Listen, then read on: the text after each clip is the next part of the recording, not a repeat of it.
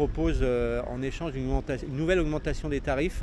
Ils ont déjà multiplié par 2 leur redevance, il est passé de 8 millions à 16, et là ils proposent de remultiplier par 3 la redevance pour la faire passer à 50 millions.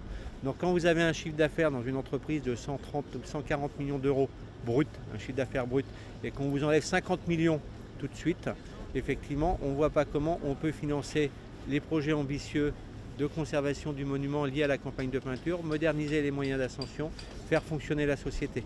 Effectivement, le modèle est, pour nous, ils assurent une rentabilité à court terme au détriment d'une conservation du monument et d'assurer la pérennité de l'entreprise dans laquelle on travaille.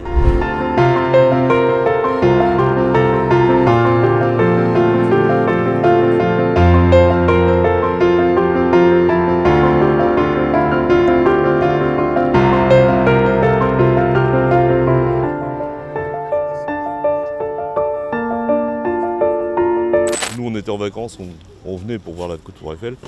Bon, on reviendra un autre jour.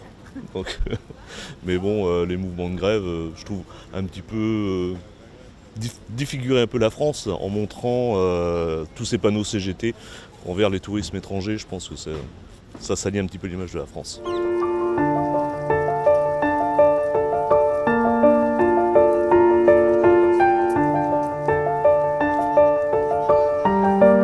That's not a problem at all, because Eiffel Tower, you need to see it from the Eiffel Tower. If you see it from the inside, you don't actually see it, right? So it's better to go to Lafayette, it's better to go to Arc de Triomphe and actually see the Eiffel Tower with whole Paris.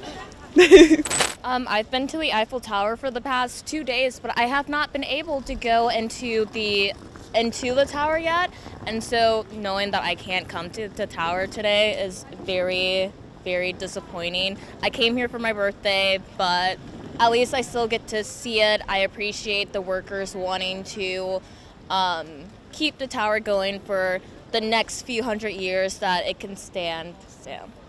You know, we're a little disappointed, but we understand that people, deserve a fair wage and they deserve, proper working conditions. And so that's really, really important. So even though it inconveniences our plans a little bit, that we understand that that's how it has to be.